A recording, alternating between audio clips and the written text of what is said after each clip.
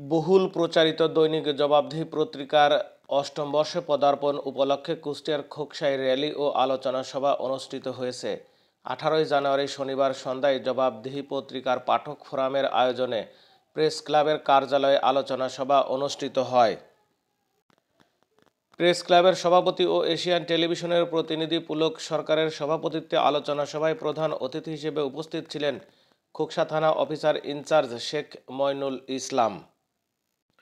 Press ক্লাবের সাধারণ সম্পাদক সাজ্জাদ আহমেদ আজমলের সঞ্চালনায় বক্তব্য রাখেন জবাবদিহি পত্রিকার খোকসা প্রতিনিধি মোহাম্মদ আকাশ হোসেন, নিউজ 21 টেলিভিশনের NH1, জাগরণী টেলিভিশনের শামীম খান, নন্দিত টেলিভিশনের আমিরুল ইসলাম, দৈনিক কুষ্টিয়ার খবর পত্রিকার ভিক্টর বিশ্বাস, দৈনিক 21 নিউজের হাফিজ ইসলাম বকুল, দৈনিক লালন কণ্ঠের সাইমন কনক সহ আরও অনেকে।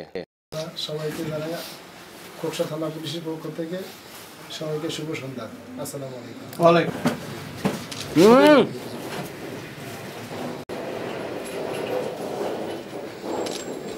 টেলিভিশনের প্রতিনিধি পুলক সরকার অফিসার হয়েছে।